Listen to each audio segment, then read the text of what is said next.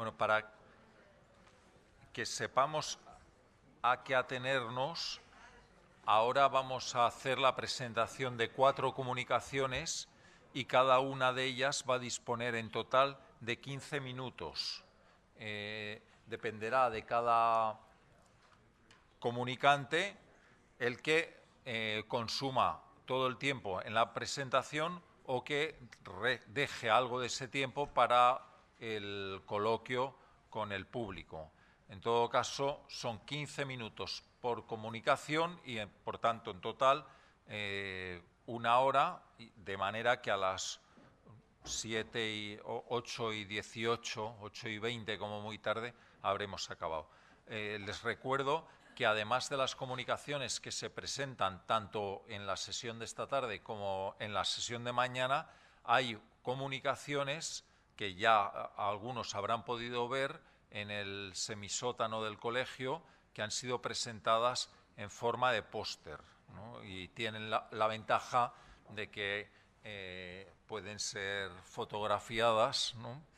Y tienen el inconveniente que algunos de las personas que las han presentado no están aquí con nosotros, por tanto no se pueden intercambiar ideas, pero otros sí que están aquí y pueden hacerlo. Y sin más dilación, doy paso, por orden de mi derecha hacia la izquierda. La primera comunicación corre a cargo de Ana Sales-Ten y lleva como título Los Objetivos de Desarrollo Sostenible como oportunidad para combatir la violencia sexual en los conflictos armados.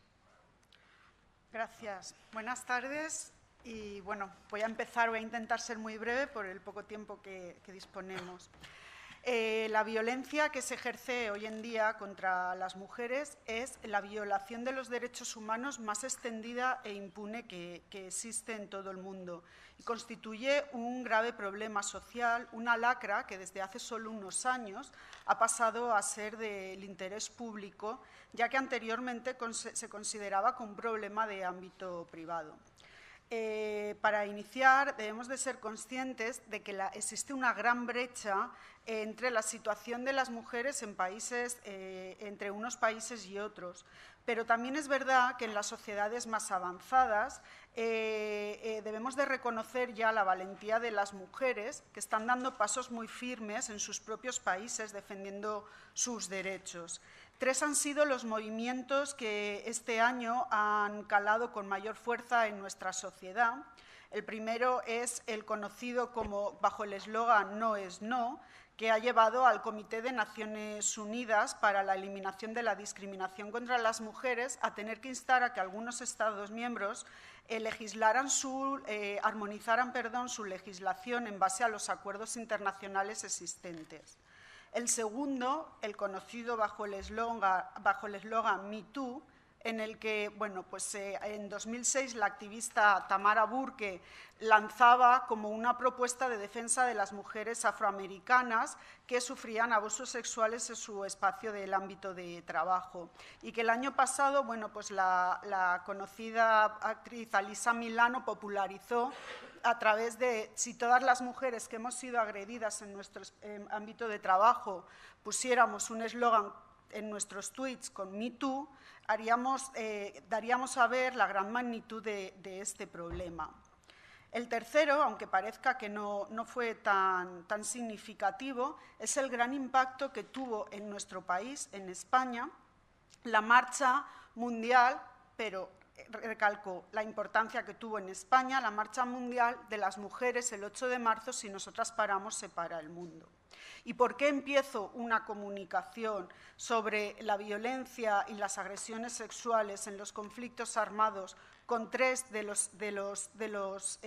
las campañas más activas en este momento, justo al otro lado o a los otros escenarios del mundo? Pues porque estas 3 campañas están visibilizando la capacidad que tienen las mujeres para movilizarse y, sobre todo, dejan constancia de que la lucha de las mujeres ya no está solo dentro del espacio privado, sino que ha pasado a ser más público ahora que nunca. Y porque de las activistas que llevamos muchos años trabajando la defensa de los derechos humanos y la defensa del derecho internacional humanitario, minoritarios, sobre todo en las mujeres, en los conflictos armados, nos da mucha fuerza para seguir reivindicando desde nuestros propios escenarios la defensa de estas mujeres y de sus agresiones. ¿Qué ocurre cuando surge un conflicto bélico? Cuando surge un conflicto bélico, lo que ocurre es que se produce una desestabilización de la sociedad en la que se perpetra el conflicto. ¿Qué pasa con las mujeres? Muchas veces los hombres son o bien asesinados, o bien secuestrados, o bien salen como combatientes o simplemente desaparecen. La ausencia de estos hombres deja a las mujeres en una situación de debilidad. Deja a las mujeres al frente de las cargas familiares y también muchas veces al frente de la gestión social del lugar en el que se está al mismo tiempo celebrando el conflicto. ¿Qué ocurre? Que estas mujeres se convierten en un objetivo muy fácil para el adversario. Y entramos en ese tema, en uno de los aspectos más sensibles pero más crueles que se están produciendo en el escenario actual en los conflictos bélicos. Tradicionalmente siempre se ha sabido en la historia, en cualquier historia bélica, que cuando el combatiente ganaba, brindaba su victoria o celebraba su victoria, bueno, pues haciendo uso y abuso del cuerpo de las mujeres, ¿no? Dando rienda suelta a sus instintos más primarios, ¿no? Y haciendo uso del cuerpo de las mujeres del enemigo al cual había combatido. Pero la década de los 90 nos abría los ojos ante un escenario muy cruel en el que se nos ofrecía un nuevo modus operandi, y es que la mejor manera que habían encontrado los combatientes para minar la moral del enemigo era hacer uso del cuerpo de la mujer como un arma de guerra.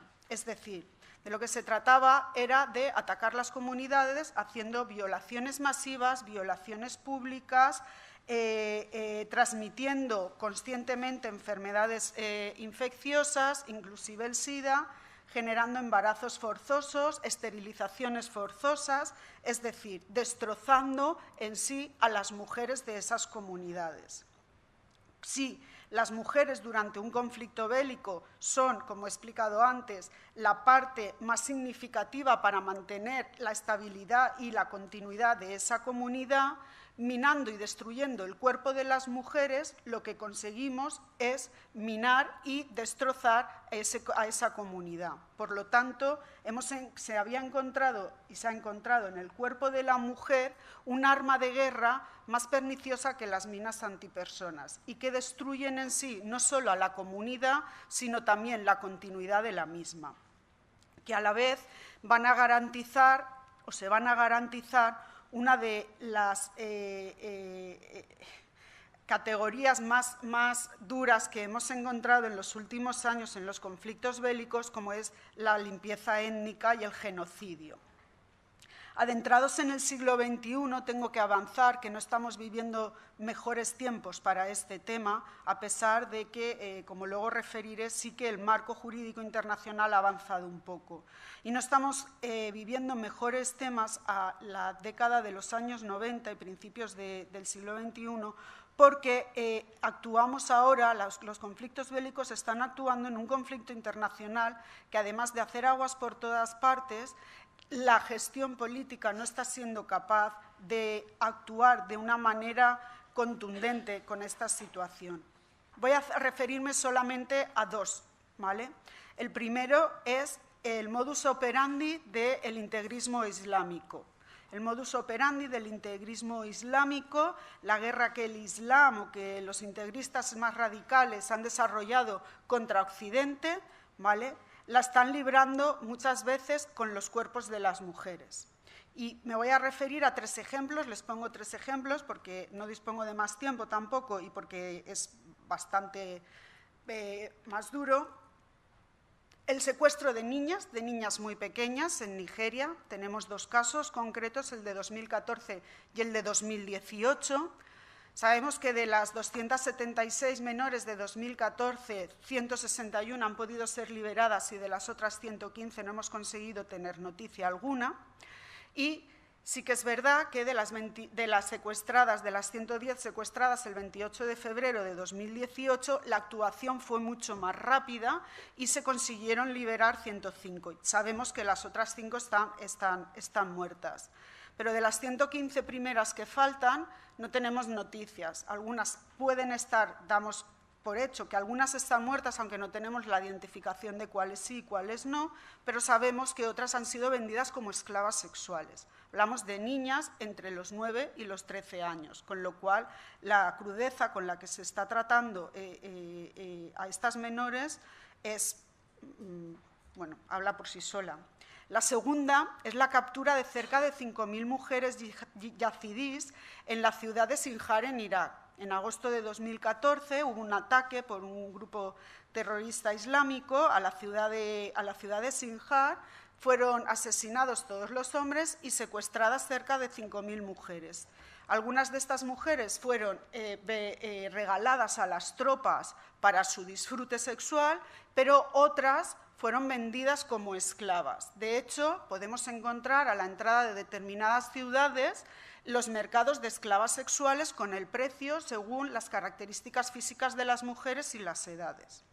Y la tercera, que nos toca un poco más de cerca, es la llamada radicalización express, que es la captación de chicas jóvenes, de nuestras alumnas en la universidad o otras jóvenes estudiantes que dejan todo para unirse al Estado Islámico y que son captadas a través de las redes sociales por el Islam, pues con una falsa promesa de que van a vivir bajo las 1001 noche, que van a ayudar a la recomposición del califato, etcétera.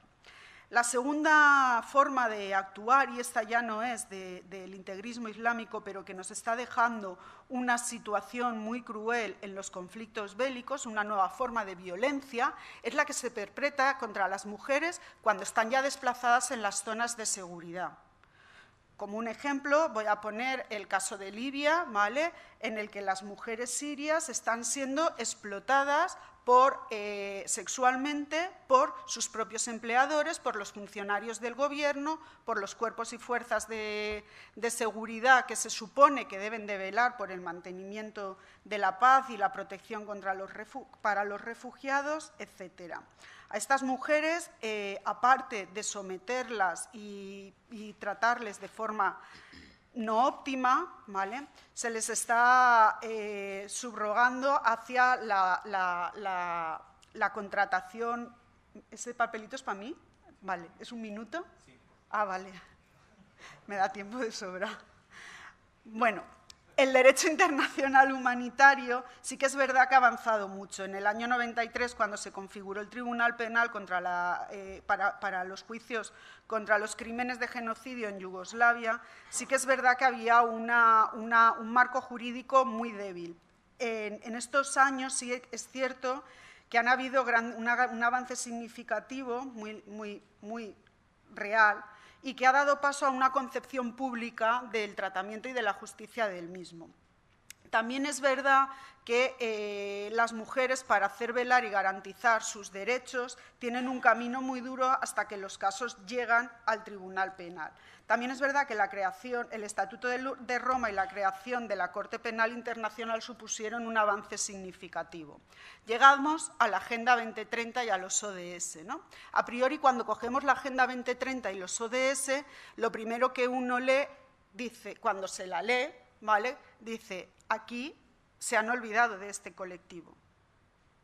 Ciertamente no aparecen por ninguna parte mencionada, pero yo soy muy optimista, como decía Moratinos, ¿no?, y la verdad es que no sé exactamente bien por qué, pero creo que de cada dificultad hay que hacer una oportunidad. Entonces, si la oportunidad en este momento nos la brindan los ODS y la Agenda 2030, nos acogemos a los ODS y a la Agenda 2030. Yo he hecho un análisis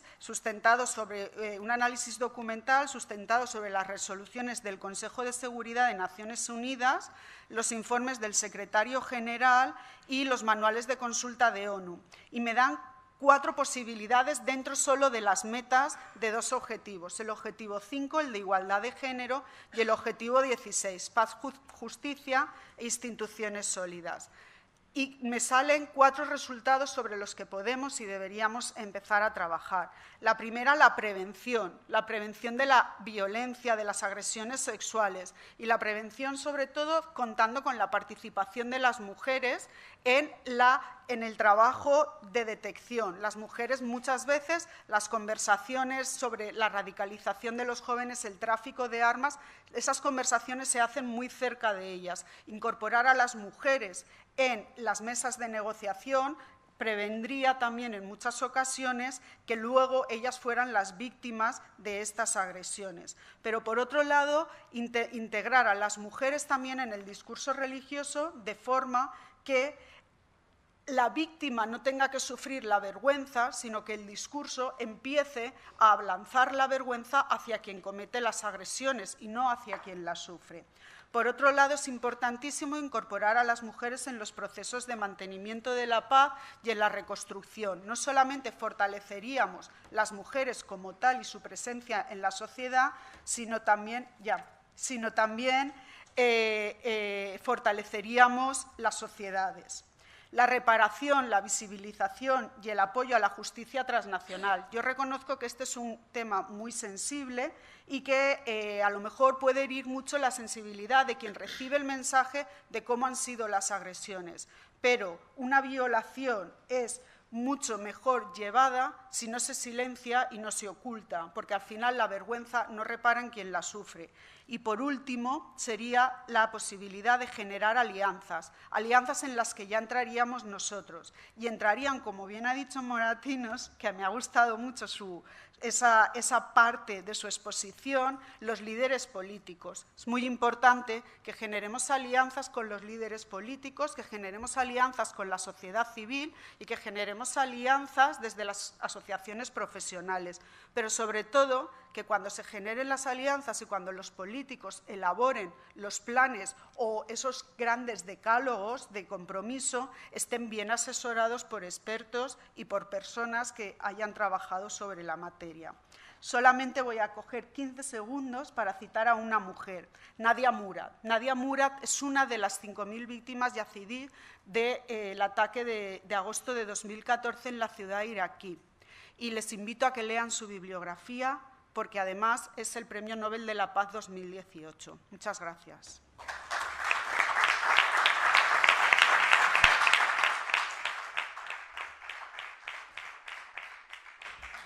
Muchas gracias, Ana, por ajustarte al tiempo y por traer una cuestión que, si bien, como tú decías, no tiene el tratamiento en los Objetivos de Desarrollo Sostenible que quizá hubiese merecido de una manera explícita, sí que en algunas metas, incluso objetivos, tiene anclaje suficiente para ser considerada.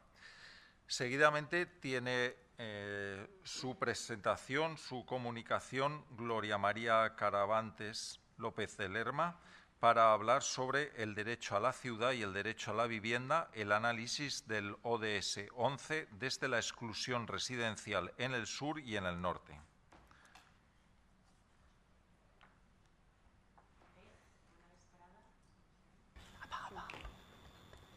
Se me sent? Bona vesprada a totes y tots.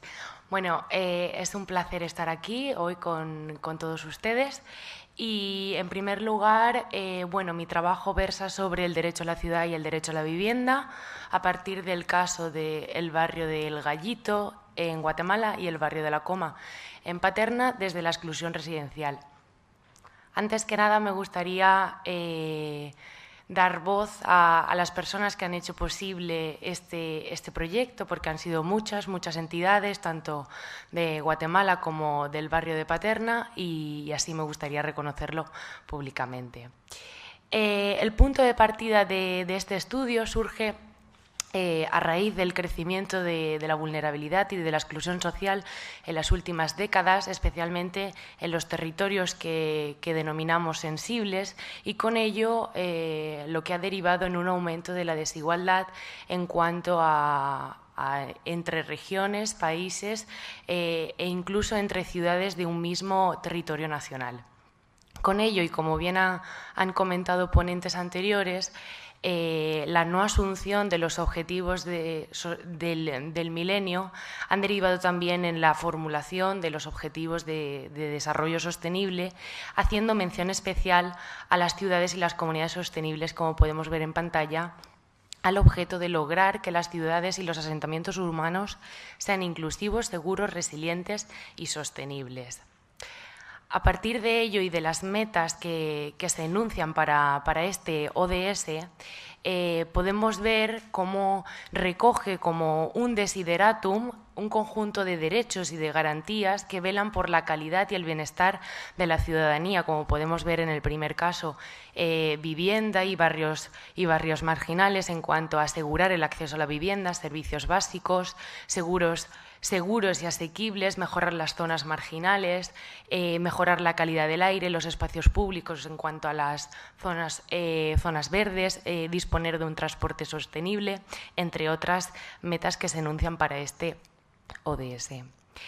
El derecho a la ciudad a nivel teórico no es una cuestión nueva, sino que ya se dispone en ecos de la década de los 60 de la mano de Lefebvre, que acuñó este término hablando del derecho a la ciudad para referirse a aquel derecho de la ciudadanía a constituir ciudades que respondan a las necesidades humanas. De esta definición que nos aporta dicho autor se pueden desprender dos ideas fundamentales. En el primer caso, las necesidades humanas también se manifiestan en las infraestructuras, en el espacio territorial propio de estos enclaves urbanos, como pueden ser los barrios, tales como en las fachadas de las viviendas, en las calles, en el urbanismo, en las zonas verdes, así como en la ausencia de servicios básicos de una comunidad, como puede ser una escuela o un centro de salud, etc. Por tanto, las necesidades de una ciudad no son más que la manifestación expresa de las necesidades colectivas de la ciudadanía que hace posible el día a día en este tipo de barrios. A nivel institucional, el derecho a la ciudad ha ido cobrando fuerza, dado su posición estratégica, como decía antes el ponente Lembinski, que mencionaba que es una cuestión de perspectiva. La ciudad nos aporta la riqueza de la diversidad y también pluralidad de potencialidades que es necesario contemplar a la hora de intervenir en un territorio determinado. Con ello se elaboró la Carta Mundial por el Derecho a la Ciudad en el año 2005, que a lo largo de toda su exposición también recoge esa interdependencia y esa necesaria retroalimentación con la Declaración Universal de Derechos Humanos de 1948 en cuanto a la inclusión de derechos del trabajo, el derecho a la salud pública, el agua potable, la energía, y también hace mención especial a disponer del vestido y de una vivienda adecuada. Además, este último año, el pasado mes de julio, en la ciudad de Nueva York, se aprobó la Declaración Municipal de los Gobiernos Locales sobre el derecho a la vivienda y el derecho a la ciudad, que resulta un listado de compromisos para los gobiernos locales que han decidido voluntariamente, eso sí, adherirse a dicha declaración en pro de velar por el derecho a la vivienda y el derecho a la ciudad. En España, una de las grandes ciudades que se han adherido a esta declaración municipal es el caso de Barcelona. Ante ello, lo que podemos desprender es este binomio entre el derecho a la ciudad y el derecho a la vivienda, puesto que ambos se retroalimentan y hacen necesaria la contemplación, por así decirlo, tanto de qué engloba una ciudad y así como cómo se encuentran, en qué estado las viviendas y en qué lugar, puesto que la disposición geográfica de este tipo de barrios también es de gran relevancia. Por tanto, en esta doble vertiente del derecho a la ciudad y el derecho a la vivienda, es necesario destacar la dimensión comunitaria, entendida como aquel conjunto de actores que hacen posible el día a día de un barrio, como puede ser la administración pública, las entidades, los recursos técnicos y la ciudadanía, y por otra parte la dimensión territorial. puesto que no debemos olvidar que el territorio, más allá de limitarse al mero ámbito geográfico para la construcción, también adquiere una dimensión eminentemente social donde se pueden hacer frente a los fenómenos que inciden tanto en las condiciones, digamos, colectivas de la ciudadanía como en las condiciones subjetivas de las personas residentes. El estudio parte del método comparativo y del estudio de caso, analizando la realidad del sur y la realidad del norte a partir del barrio del Gallito y del barrio de la Coma, puesto que a priori responden a la definición de barrio vulnerable. Ambos se encuentran en la periferia de la ciudad, se concentra población con escasas oportunidades de desarrollo personal, escasas oportunidades de acceso a un trabajo remunerado, bajos niveles educativos, un medio deteriorado y, sobre todo, unas unidades residenciales fuertemente degradadas o en situación de falta de conservación. Con ello y con la disponibilidad de contactos directos tanto en el sur como en el norte, se han llevado a cabo un total de 20 audiciones que han sido tanto a nivel individual como grupal, y para el análisis y tratamiento de los datos cualitativos se ha utilizado el programa informático Mascuda 2018, que es un programa que en ciencias sociales se viene utilizando en los últimos años para codificar y hacer un sistema de categorías sobre los elementos discursivos y así poder cuantificar en base a categorías como, por ejemplo, unidades residenciales, hacinamiento, estado de conservación, los discursos de las personas audicionadas. En base a ello, los principales resultados a nivel cuantitativo, en el caso del Gallito, se ha identificado como una de las situaciones más graves a la hora de atajar por parte de los gobiernos serían las condiciones materiales con las que son construidas las unidades residenciales, seguidas del estado de conservación y del hacinamiento, también derivado propiamente por las condiciones materiales, puesto que muchas de las unidades residenciales son producto de la autoconstrucción de las personas. Y en el caso de la Coma, la principal preocupación no se ha identificado con las condiciones materiales, sino que se ha destacado el estado de conservación y la incapacidad de la administración pública de hacer frente a la mejora de estas situaciones, como después veremos. También se ha sumado el caso de los desahucios, que en el caso del Gallito no se ha comentado, y las situaciones de hacinamiento. En cuanto a los resultados a nivel cualitativo, tanto en un contexto como en el otro, ambos, el derecho a la ciudad está contemplado tanto por su Constitución, como sucede en nuestro caso en el artículo 47, como por su legislación más regional, como en el caso del Gallito, por un decreto que es allí comúnmente conocido como la Ley de Vivienda y Asentamientos Humanos, y aquí conocido como la Ley de Función Social de la Vivienda. En el caso del Gallito, a pesar de estar regulado dicho derecho para la ciudadanía guatemalteca, es una necesidad básica insatisfecha y así declarado por el Instituto Nacional de Estadística. Y también se ha destacado que en la ciudad capital se dan casos de hacinamiento de hasta un 36,3% con datos del 2016. Aún es un porcentaje muy alto para ser la ciudad capital, y ya no si nos situamos en zonas más rurales donde todavía el hacinamiento es superior. Les he dejado reflejado uno de los discursos de las personas audicionadas que señalan: las casas mayoritariamente son de adobe, cartón y material de reciclaje que se construyeron después, con techos de láminas. En la parte más baja, las casas son de cartón y se encuentran al lado del barranco con peligro de deslizamiento. También es una zona muy próxima al volcán y, de hecho, recientemente también ha habido un volcán de Guatemala, el volcán de Fuego, que ha debilitado gravemente este tipo de asentamientos, como mencionan ellos. En el caso de la Coma, el estado de conservación ha sido uno de los temas más recurrentes en cuanto a las audiciones, destacando que 500 viviendas son sociales, pero que 500 se encuentran en estado de deterioración, en situación de deterioro, de las 1.200 que existen actualmente en los límites del barrio. Y también les he dejado, el barrio de La Coma está dotado de 500 viviendas públicas construidas hace 25 años. El eje, que actualmente se eleva, no tiene capacidad de mantenerlas y a ella le sumamos que haya personas que no han sabido mantenerlas, personas que hayan sido responsables en su mantenimiento. A ello también cabe sumarle el bajo nivel educativo de la población y también la falta de estrategias de desarrollo personal a la hora de mantener sus propias unidades residenciales.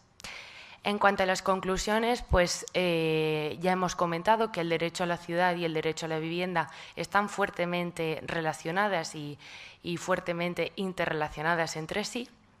La vulnerabilidad urbana se manifiesta directamente, la exclusión indirectamente, tanto la exclusión social como la exclusión residencial, visiblemente en las unidades residenciales, como sucede con las viviendas. Y, a su vez, ello choca con las potencialidades tanto endógenas como exógenas que pueden aprovecharse de la parte externa, digamos, de las ciudades para enfrentar este tipo de fenómenos. No considero adecuado en este término utilizar el término de problema, sino más bien fenómenos, considerando las causas, las consecuencias y el desarrollo que ha tenido a lo largo de toda su evolución. Y, por tanto, rescatando también un poco las intervenciones que se han hecho anteriormente, el recabar un cambio de perspectiva a la hora de mirar este tipo de fenómenos. Muchas veces el tema de la vivienda se trata de materializar el derecho a la vivienda recogido en el artículo 47 únicamente tratando a las viviendas, cuando nos estamos dejando también de lado muchas otras cuestiones, como pueden ser la cuestión social, la cuestión sanitaria, la cuestión educativa, urbanística, geográfica, etcétera, que entrañan todo este tipo de barrios, como decimos, vulnerables, con una globalidad de dimensiones y de factores que influyen en su propia configuración. Por tanto, a mi modo de ver, abogo por estrategias políticas desarrolladas desde la propia base de la ciudadanía, en lo que Joan Subirats menciona como coproducción de políticas públicas, y en este caso con un cierto cariz de urbanismo social. Y también me gustaría señalar la frase que ha mencionado Paul Dembinski, que ha mencionado que un cambio de perspectiva respecto a la hora de afrontar tanto el desarrollo como los derechos humanos. Y es también un poco como finalizaba mi intervención con esta frase, de cambiar la respuesta es evolución, cambiar la pregunta es revolución. Entonces también cabría preguntarnos qué estamos haciendo bien, qué estamos haciendo mal, poner solución a ello y contemplar una nueva perspectiva que pueda dar solución a este tipo de situaciones que se llevan a cabo tanto en el sur como en el norte. Y muchas gracias por su atención.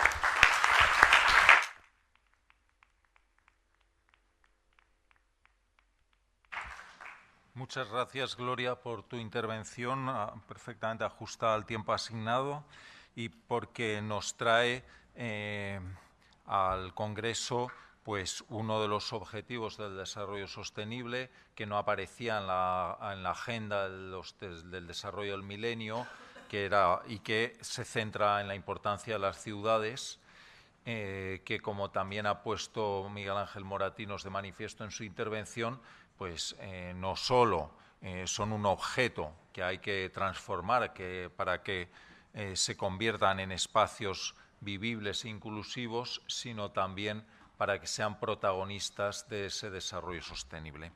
Y precisamente en esta misma dirección de incidir en la relevancia de la ciudad va la tercera comunicación que nos presenta Nuria Hernández García y que lleva como título Ciudades inclusivas y sociedades seguras, una aproximación.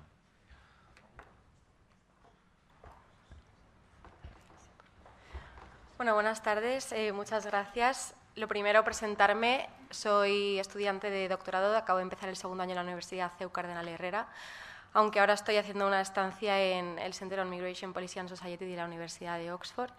y dar las gracias a la Fundación Mainel por organizar esta conferencia y por permitirme presentar esta comunicación, Ciudades Inclusivas y Sociedades Seguras, una aproximación que forma parte de un proyecto mucho más amplio que es mi investigación doctoral.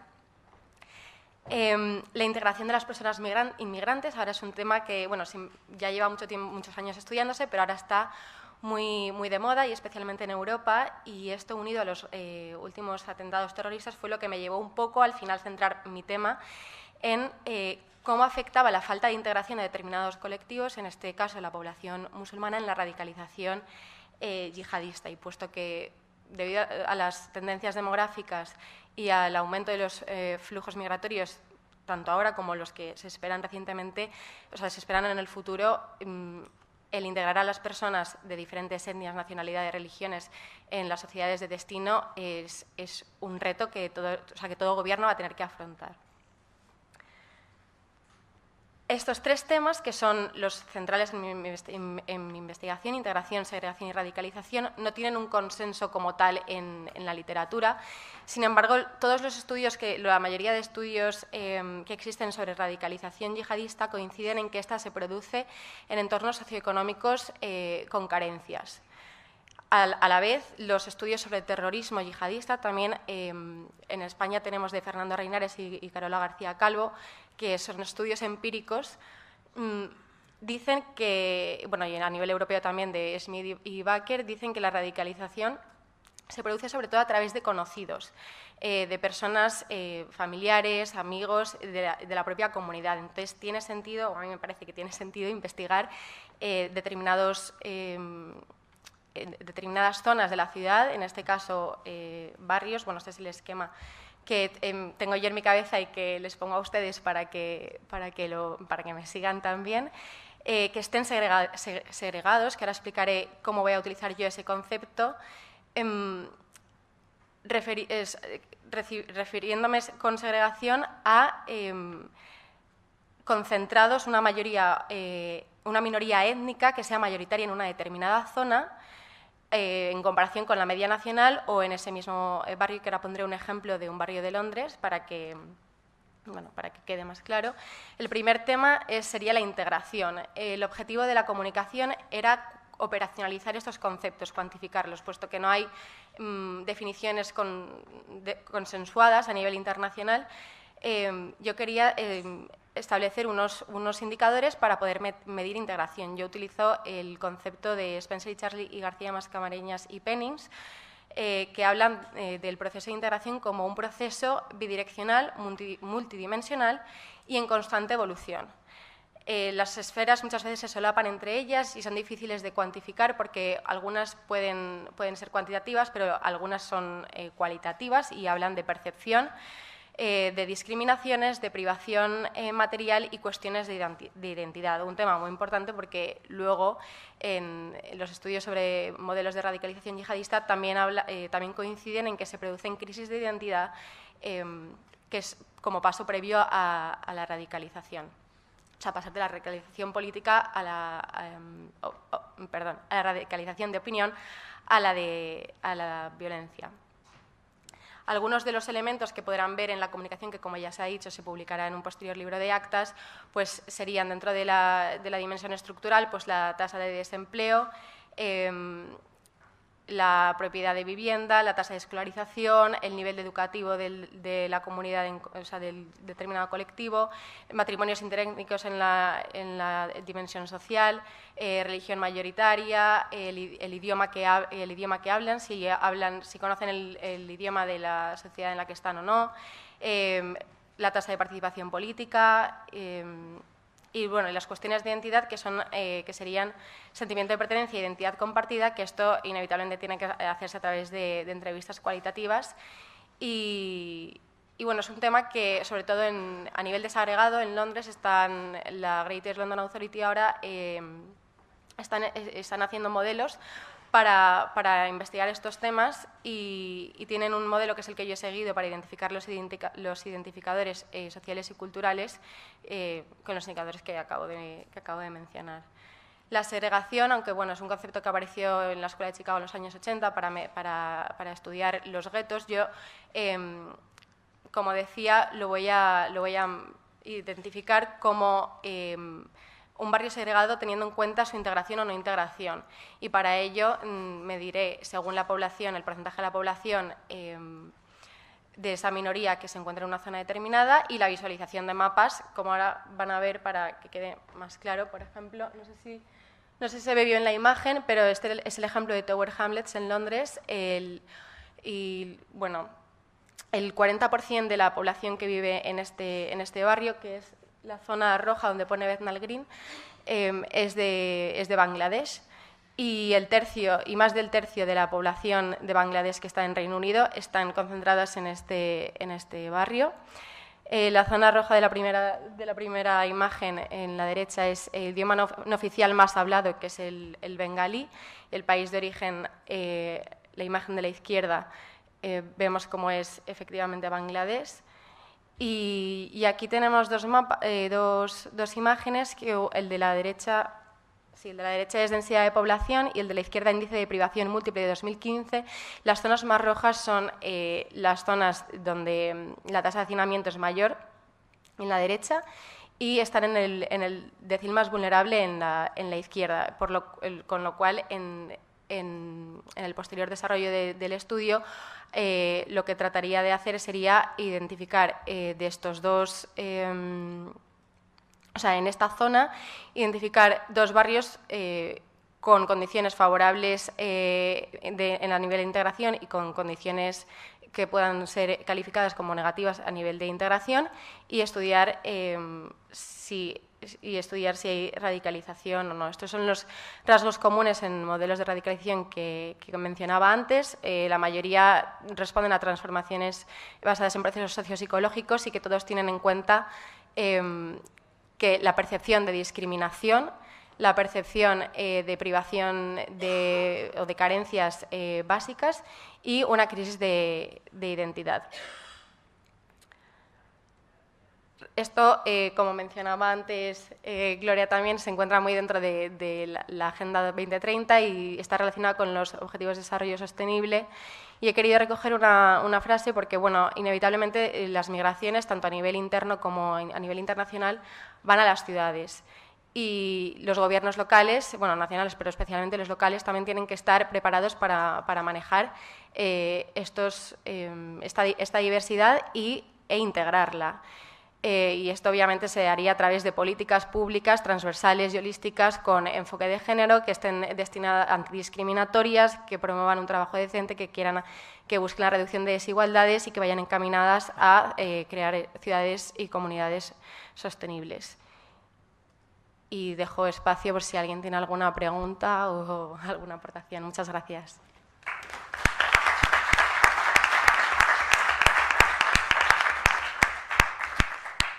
Pues, no habiendo agotado el tiempo asignado, si alguien quiere hacer algunas preguntas. Realmente el tema es apasionante, como todos los que se han venido exponiendo, pero el protagonismo que tienen los barrios en conseguir ese difícil equilibrio entre aprecio por la diversidad y integración, pues para evitar la segregación y la radicalización, pues es todo un desafío, ¿no?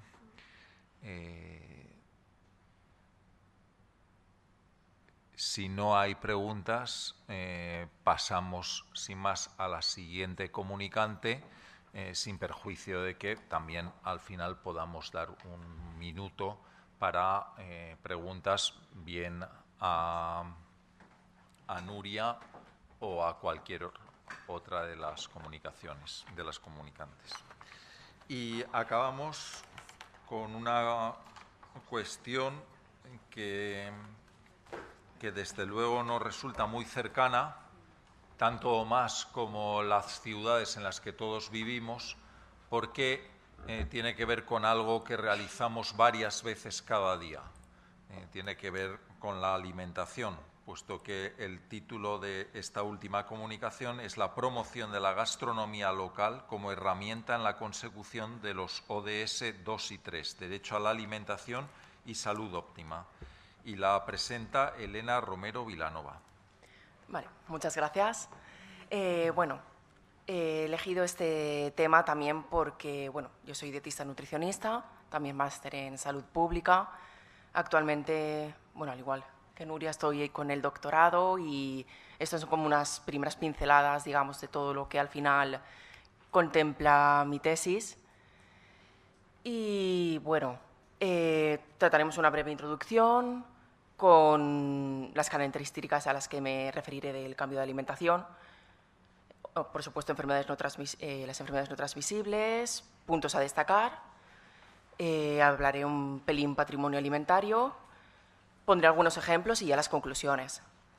Entonces, como introducción, para poner un poco la escena, empieza todo con la globalización, un poco de aumento del poder adquisitivo de las familias y transición alimentaria en diferentes países del mundo. Lo que a nivel alimentario, esa transición alimentaria en ciertos productos, lo que supone es sobre todo el aumento en las ventas de productos procesados o más bien ultraprocesados y de comida rápida. En el momento en el que digamos que la industria alimentaria se da cuenta de que empiezan a consumirse más este tipo de productos, también implica que cambian su perspectiva, ¿no? Se dan cuenta de que en los países del norte ese mercado está ya un poco copado, entonces se encuentran un nuevo como nicho de mercado, digamos, de desarrollo de productos ultraprocesados y de comida rápida, de listos para calentar y demás. Todo este esquema muy general es lo que también nos lleva a la actual malnutrición. Malnutrición no solo se entiende desnutrición, sino también una malnutrición por exceso, sobrepeso, obesidad mórbida, también. Vale, a lo que me refiero con ultraprocesados y comida rápida. Las características que tienen básicamente nos pueden sonar ya: grasas saturadas, grasas trans, un aumento ingente en la cantidad de azúcar simple ingerido y un aumento de las proteínas animales. Significa que si todo esto en una dieta aumenta mucho, disminuyen mucho también otras cosas. En este caso va en detrimento del consumo de legumbres, de frutas y verduras frescas y, por tanto, a nivel nutricional significa una menor ingesta de fibra y micronutrientes, vitaminas y minerales, ¿vale? Es una de las cosas que más se ve afectada, ya no tanto por la cantidad, sino por la calidad de la comida. Esto es nada, una pincelada sobre enfermedades no transmisibles, en este caso es la OMS, obesidad. Aquí, bueno, junta todo: obesidad mórbida, sobrepeso. Entendemos que a mayor es el color, mayor es también el índice de masa corporal. Destaca la diferencia también entre hombres y mujeres. Esto da a entender, por supuesto, que las actuaciones que se llevan a cabo actualmente deberían de tener una rama mucho más focalizada en mujeres. Pero bueno, esto es a nivel, digamos, de dieta y demás. Tiene otra cara, ¿vale? Que es la de, bueno, significa que el consumo local no es para nada promocionado, significa que no existe nada que implique kilómetro cero, ¿no? Lo que ahora se está intentando concienciar mucho, ni hay un consumo de cercanía. Eso lleva a su vez un cambio en el tipo de compra. Ya no es una compra cercana, es una compra más bien de grandes superficies. Aparte del abuso de plásticos, implica un mayor desperdicio de alimentos también por los formatos que venden y demás. Y el cambio de los métodos culinarios. Pasan a ser más sencillos o, bueno, más tradicionales, obviamente, a algo más de frituras o que, bueno, que impliquen que hayan añadido grasas de más a ese alimento. Por tanto, menciono el tema del patrimonio alimentario más bien como parte de la cultura. El hecho de que el consumo local, el consumo de cercanía de kilómetro cero no se promocione, va a implicar bueno, que pueda llegar a haber una pérdida de la variedad alimentaria de cada una de las regiones. A eso me refiero también con patrimonio alimentario. La alimentación, al fin y al cabo, es parte de la cultura de absolutamente todas las sociedades y van intrínsecamente ligadas a, bueno, a festividades o simplemente al día a día de las personas. Hago una recopilación de diferentes dietas del mundo, no porque realmente haga un análisis de ellas, sino porque me parece muy visible, muy ajustado ver las diferentes, o sea, todas las variedades que pueden llegar a haber, desde ingredientes o incluso las diferentes mezclas de especias que gastan en todos los países, ¿no? Pueden llegar a ser unas mezclas muy concretas para diferentes alimentos. Entonces, nada, ya paso a los ejemplos. El primero, bueno, al menos en mi ámbito, de los primeros que siempre se ponen es Chile, ¿vale? Son muy famosas todas las políticas que ha estado llevando a cabo y de cómo logra, digamos, controlarlo todo. A nivel nacional, la política que ha llevado a cabo, el objetivo general, digamos, que ponía que debían generar estrategias que permitan conocer, conservar y promover nuestra cultura alimentaria y la alimentación tradicional. Como objetivos más específicos, mencionaba humanizar la nutrición y promover el derecho a la alimentación adecuada, fortalecer la seguridad alimentaria y nutricional, la disponibilidad, acceso, utilización de los alimentos y estabilidad. Este punto se refiere más a la parte de desnutrición que a la de exceso, digamos. Mejorar la configuración de los entornos y sistemas alimentarios, promover la alimentación saludable, fortalecer la atención nutricional en los diferentes niveles de atención de salud, vigilar la alimentación y nutrición y evaluar las políticas públicas, impulsar la participación ciudadana y el control social y profundizar la intersectorialidad y salud en todas las políticas. Es relativamente ambiciosa porque tiene en cuenta tanto la parte de obesidad y sobrepeso que padece el país como la parte de desnutrición. Después también está en la de Micronesia, que es la de Let's Go Local.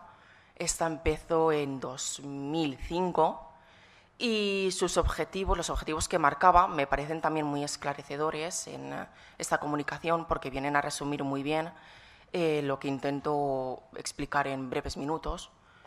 El primero es promocionar la alimentación local para luchar contra las enfermedades no transmisibles, luchar contra la desnutrición de vitaminas y minerales de la población a través de platos tradicionales y educar a la población sobre nutrición adecuada y explicar los beneficios de cada alimento local. Este último punto considero que es básicamente el más esencial. Si no hay una educación, si no se entiende realmente cuál es el lugar de cada uno de los platos tradicionales que tiene cada país o cada zona, es muy difícil que a largo plazo tengan buenos resultados todas las políticas.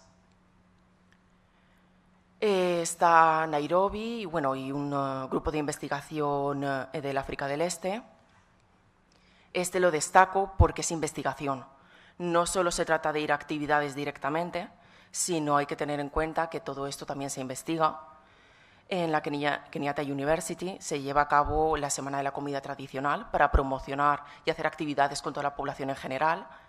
Y desde el Departamento de Alimentación, Nutrición y Dietética de esta universidad se llevan a cabo investigaciones sobre los factores que influyen en la población a la hora de elegir un tipo de comida u otro, que es más o menos también lo mismo que lleva este grupo de investigación del África del Este. ¿Vale? Son los factores que influyen como determinantes en la dieta y los efectos que producen sobre la salud humana, sobre la producción de los alimentos y también los efectos que tiene el marketing sobre la elección de los alimentos.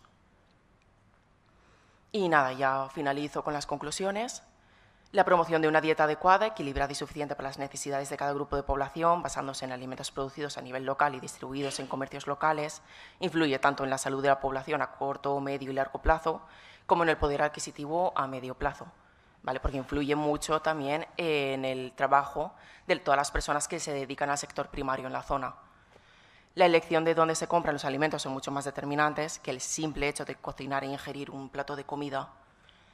y las organizaciones públicas y privadas deben fomentar la investigación para llevar a cabo programas y proyectos y actividades donde la alimentación local de proximidad sea el eje principal. Y con eso ya acabó, ya está.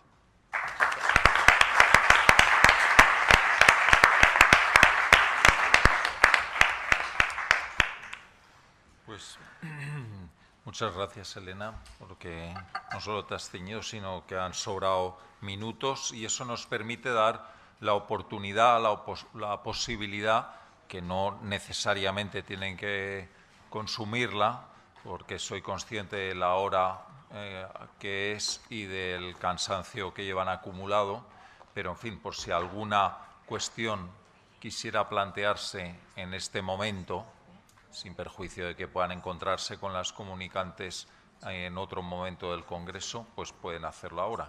Sí, tenemos 2 preguntas, ¿alguna otra? Pues tenemos.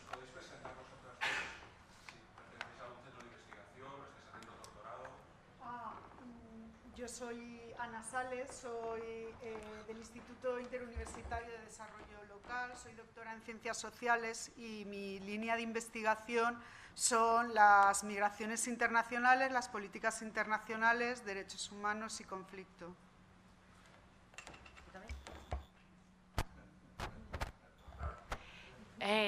Bueno, yo soy trabajadora social, no pertenezco a ningún grupo de investigación, no estoy haciendo la tesis doctoral, no soy doctoranda,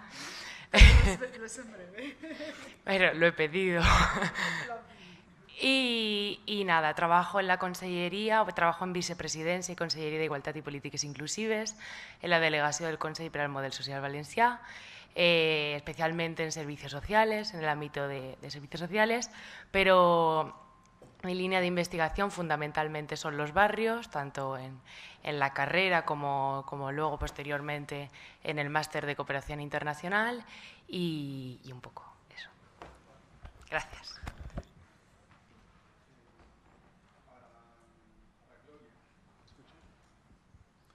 ¿Qué propuesta se puede dar para dar acceso a vivienda digna, en este caso que tú estudiaste el barrio del Gallito, cuando es un asentamiento que lleva más de 30 años de haberse formado y está en una situación geográfica que realmente no es para vivir porque es en una ladera de unos barrancos que están propensos a las lluvias y a los deslaves y, por ejemplo, una reubicación?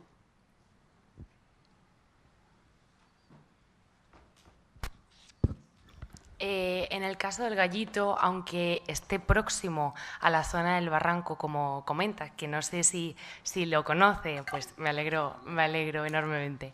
Está en la zona 3, ¿no? La distribución de la ciudad de Guatemala hace como, digamos, las agujas de un reloj, y un caracol, exactamente, y está distribuido por zonas. El barrio del Gallito no directamente está situado en la periferia, como sucede en el caso de la Comas, sino que se encuentra en el casco antiguo, en la zona 3, próxima a la zona 1, que es donde se encuentra realmente el casco antiguo, el núcleo urbano de la ciudad capital.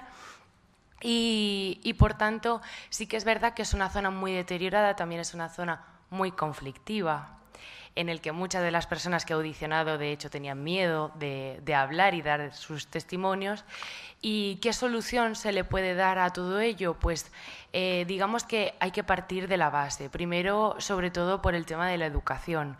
El principal colectivo más, digamos, más perjudicado de toda esta situación, tanto de la vivienda como de todo lo que entraña vivir en un barrio de estas características, es la infancia y la adolescencia, que posteriormente luego se traslada en su desarrollo personal.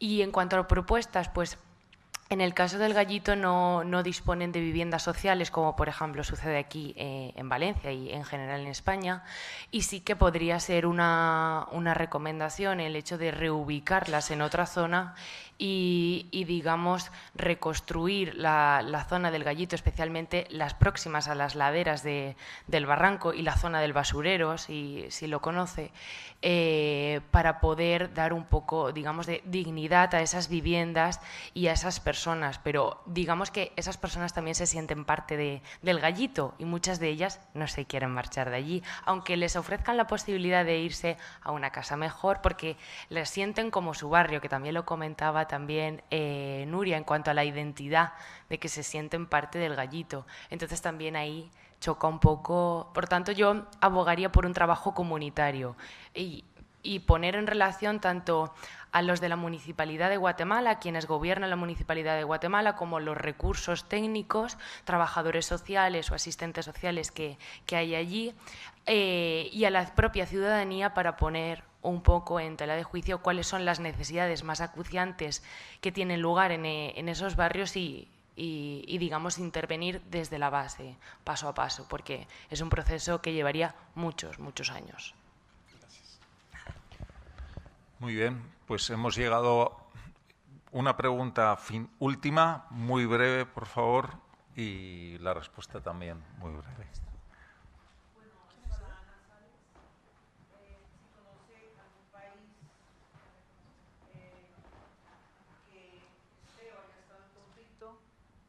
Gracias. Si conoce algún país donde haya habido una experiencia de buenas prácticas, que haya estado en conflicto o que lo esté, donde se haya trabajado el tema de violencia sexual. Y lo otro también es que en el caso Colombia, es la primera vez que en los acuerdos de paz se aplica la perspectiva de género gracias a los movimientos sociales, especialmente de las mujeres. Quisiera saber su opinión al respecto. Gracias. Te contesto a la segunda, me tiran de la sala. Si quieres luego. Sí, mira, por ejemplo, Gambia es uno de los países, ¿vale? De hecho, en Gambia, si luego tienes acceso a las actas, Fatou Bensouda, que es la que está dirigiendo el comité contra las agresiones sexuales en este momento, Gambia es uno de los países. Kenia es otro, ¿vale? De hecho, en Kenia, la que fue la primera ministra, Wangari Maathai, fue la primera mujer africana, la primera mujer africana Premio Nobel de la Paz. Y después Liberia y el Congo. Y de hecho, este año a Nadia Murad le dan el Premio Nobel de la Paz con, no recuerdo ahora el nombre, aunque lo tengo anotado, te lo digo si quieres, un médico congoleño que lleva el hospital donde se están haciendo las reconstrucciones sexuales a las mujeres que estuvieron confinadas durante el conflicto como esclavas sexuales y que están trabajando también la reconstrucción social para que los hijos de la vergüenza pasen a ser hijos y ciudadanos normales. La de Colombia, si te la contesto, me matan. Pues, aunque es muy interesante, agradezco a Ana que la reserve para el comentario personal.